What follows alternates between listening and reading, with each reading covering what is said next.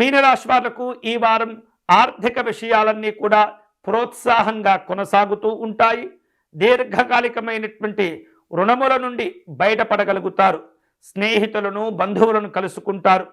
పలు రకాల శుభ కార్యక్రమాల్లో పాల్గొనే సందర్భాలు కూడా కలిసి వస్తుంటాయి. స్థిరాస్తి వివాదాలన్నీ కూడా ఒక కొలిక్కి రాగలుగుతూ ఉంటాయి. విలువైనటువంటి గృహ నిర్మాణాది కార్యక్రమాలన్నీ కూడా చక్కగా మీరు కలిసి సాధించుకోగలుగుతారు. ప్రముఖులతో పరిచయాలు ఉత్సాహాన్ని కలగచేస్తూ ఉంటాయి. గతంలో చేపట్టి ఆగిపోయినటువంటి పనులను తిరిగి ప్రారంభించేటటువంటి అవకాశాలు ఎక్కువగా ఉన్నాయి. వాటిల్లో విజయాలు కూడా సాధించుకోగలుగుతారు. సంతాన సంబంధమైనటువంటి శుభవార్తలు చాలా చాలా సంతోషాన్ని కలగచేస్తుంటాయి. వివాహాది శుభ కార్యక్రమాల్లో కూడా ముందడుగు వేయగలుగుతారు. వ్యాపార విస్తరణ విషయంలో ఆటంకాలు ఉన్నప్పటికీ కొంత విభిన్నంగా ఆలోచించి కొంతమేరకు వాటిల్లో ఉపశమనాన్ని కూడా పొందుతూ ఉంటారు. ఉద్యోగ విషయాల్లో ఆశించిన పదవులను అలంకరింపచేసుకునే అవకాశాలు కనిపిస్తున్నాయి.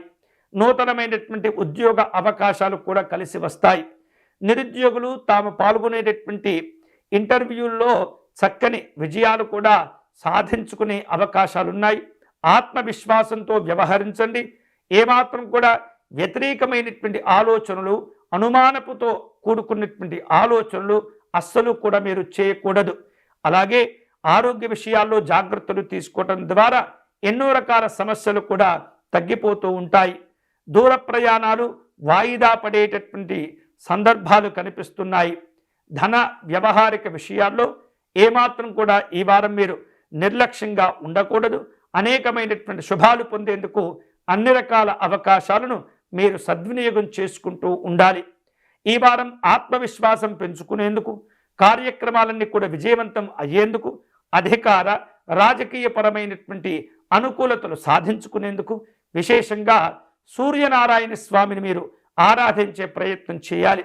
సూర్యాష్టకమును పారాయణం చేయటం, సూర్యనారాయణ స్వామికి విశేషంగా సూర్య నమస్కారాలు చేసుకోవటం, అలాగే స్వామివారిని ఎరుపు రంగు పుష్పాలతో పూజించటం, ఇవన్నీ కూడా మీకు చాలా చాలా విశేషంగా కలిసి వస్తాయి. గోధుమ రొట్టెలను దానం చేసుకోవటం, గోధుమ పాయసమును స్వామివారికి నివేదన చేయటం, ఇవన్నీ కూడా మీకు చక్కగా ఉపయోగపడుతుంటాయి. స్వామివారి యొక్క అనుగ్రహాన్ని పొందవచ్చు.